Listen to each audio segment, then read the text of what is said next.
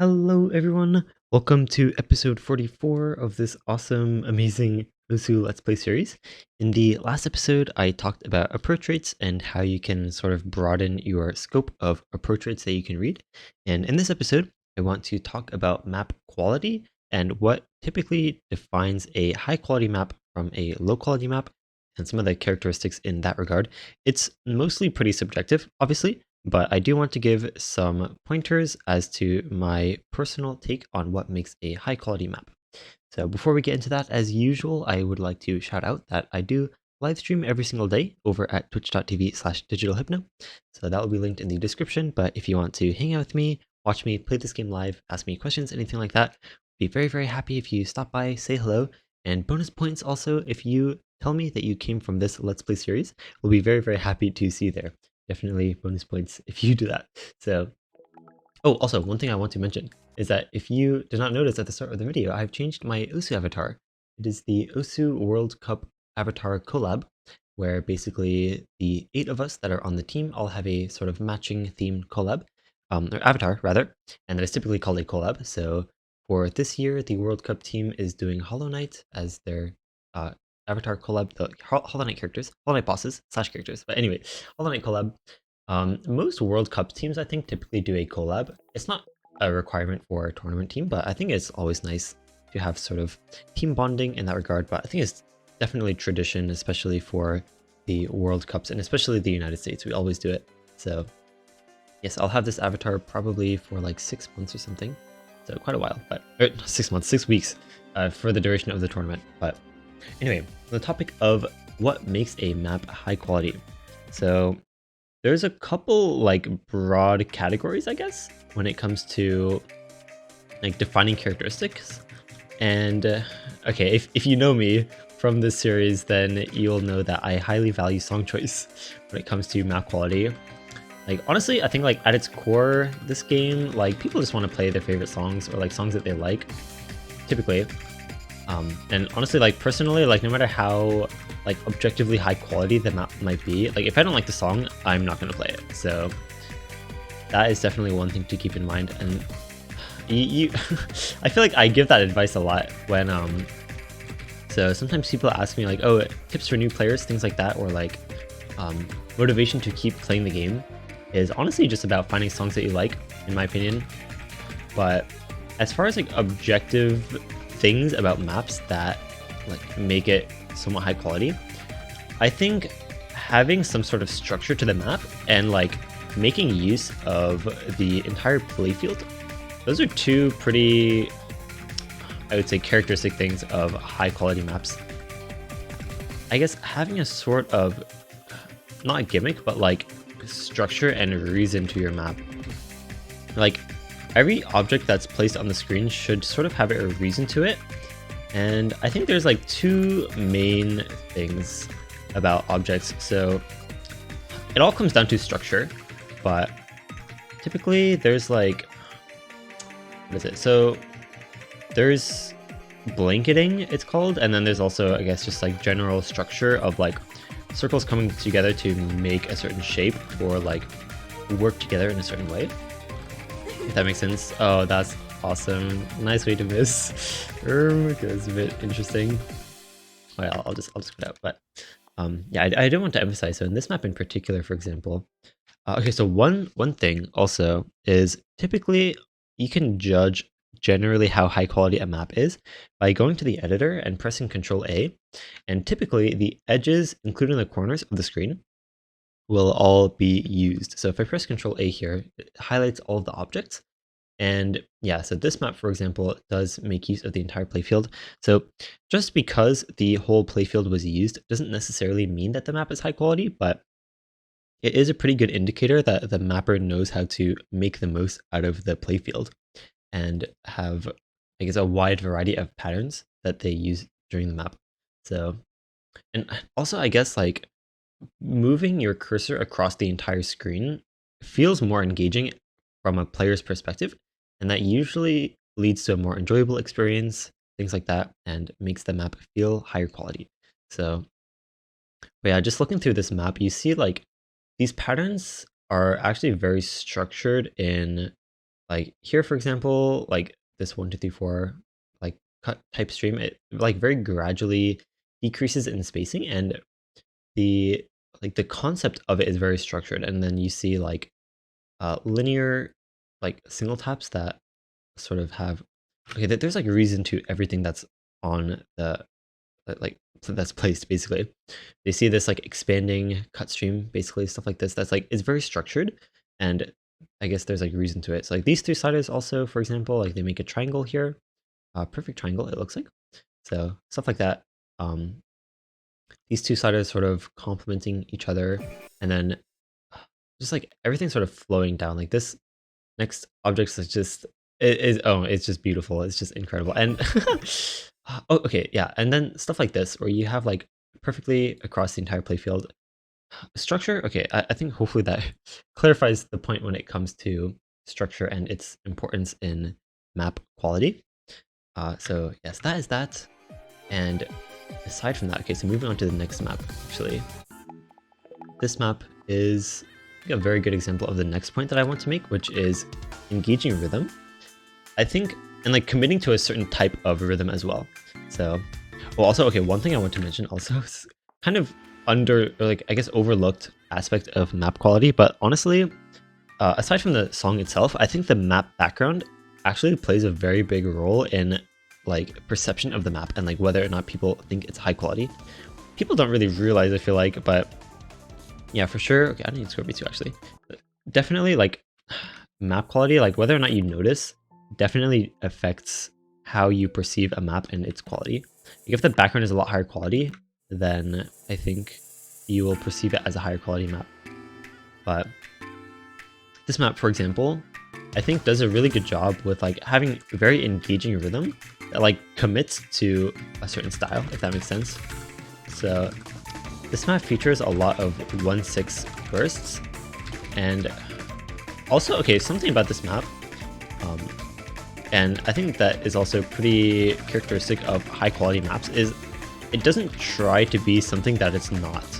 So like this map, for example, is very, you know, bursty in nature, you know, finger control-y, and it doesn't try to also be an aim map or like, you might be able to call this a tech map, but I think you sort of see what I mean. Like it doesn't try to be everything at once. Like it has its own identity and I guess its own target audience. So I think that is really, really important. But just aside from that, like having very engaging rhythm is, I think, what keeps people interested in playing your map and like have a positive experience from your map. So I think having like very, very accurate rhythm to the song, okay, to the song especially, because okay, at the end of the day, people just want to like play along to their favorite song, right? In this game, I feel like for the most part. So when you're making a map, so if you're making a map, or maybe if you're trying to decide what kinds of maps are high quality from a player standpoint, but regardless, I think the combination of map structure and rhythm choice, or like rhythm engagement, I guess, and then also obviously song choice, which is highly subjective per person. There's some people that really like certain songs that other people really hate, so I think that is something to keep in mind. But I think best way to understand it, in my opinion, like, oh man, this map is insane. People come to the map for the song and they stay for usually the engaging experience, and that's what makes them want to keep playing the map again and again. Or maybe they just really like the song and the map is fun enough, or just like follows the song enough to where it makes them really like playing that map again. So, wait. Oh wait, I just clicked the OC Direct button. Okay, usually I use the map ID, but OC Direct. Okay, yeah. So this is another. Okay, this is a good example of like people sometimes just want to play a song, and in that case, also like, okay, when you're making a certain map, like you should keep in mind your target audience, I guess, the kind of map that you're making. Like if you're mapping a song like this, and if you're mapping a song like this, it's just more peaceful. You just want something that's like structured and obviously playing along to the song, but you don't have to make it super crazy. I remember I was watching Azer's stream once, some old top player. Well, he's still around, but been a top player for a very long time. And he was playing some like Camellia tech map or something like that. And there was nothing super like gimmicky about it. It was just a nice high quality map that went along to the song. And like after he played the map, he was just like, this is like what more people need to keep doing with their maps. Like you don't need to be like super edgy and like OMG crazy hard patterns that no one can actually play. Edgy, like perfect stacks and like weird anti-player mechanics. Like for the most part, I mean obviously those kinds of maps, if that's what you like making, then I mean there is a target audience for those kinds of maps, but I think for the most part people really just like playing songs that they like. And okay, this map for example is very simple, right? There's nothing really inherently weird about it. I guess there are some characteristic slider jumps here, but or I guess like out of everything in this map. But for the most part, it's just a song, a structured map. Play along to the song, things like that, and that is, I think, ultimately what matters when it comes to like map structure, quality, things like that. Not quality as a whole, because yeah, and then obviously wholesome background to top it off, and people I think will really like your map. I mean, this map has over 1,000 favorites, so yes. Next map on the list is absolute banger, Saisaki. I forgot I had this score. Apparently this is... I was looking at this map earlier before I started recording, and apparently it's highest accuracy, and I just slider broke like a boss at the end. So that's awesome. But yeah, oh, this map, okay, so this song, I know a lot of people who like the song, and I've heard some people say that, okay, so this version of the song is actually a little simpler, like, as far as the map is structured. And I've heard some people say that they actually like this version of the map more because, like, yeah, I don't know how many times I should say this, but like people really just want to play along to the song and have some sort of engaging experience with songs that they like. And obviously having a unique challenge or some sort of characteristic about your map that's unique does help a lot in keeping people, or like, I guess having people come back to your map or like share the map with others.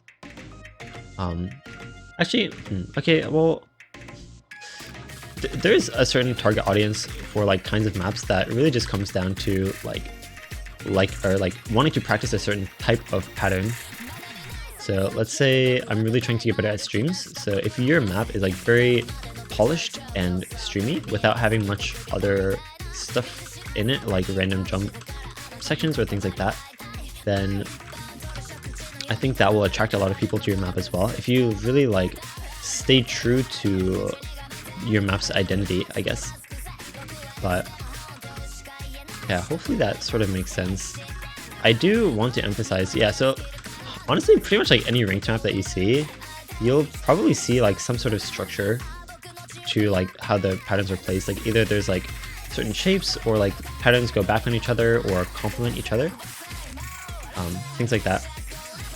Or like sliders that like intentionally like fit well next to each other, and that's called blanketing usually. So, or like nodes stacked on top of each other. There's a lot of like little things that like mappers do to have like structure in their maps. Okay, like zigzag stuff like that. It's like, also like I think having like iconic types of patterns, like that zigzag pattern in my mind is like very iconic. I played this map so many times, so maybe that's just an exception, but yeah, I think having like types of patterns that people really remember out of your maps, and that actually used to be a lot more common in older maps where people really just mapped for the fun of it into, I don't know, have their own fun challenge that they map. But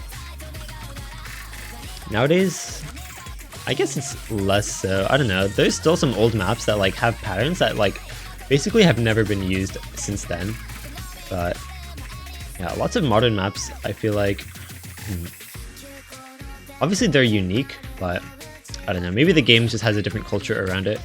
Back then it used to be very like grinding for scores specifically on a certain map without really caring about, like, I don't know, it wasn't for like the grand scheme of like just another number in your top plays or something like that. So I don't know, just a bit of a ramble, but yeah, song choice and I guess engagement into the map itself is, I think, really at the top of the list when it comes to map quality. Oh, look at the stream. Triangle stream.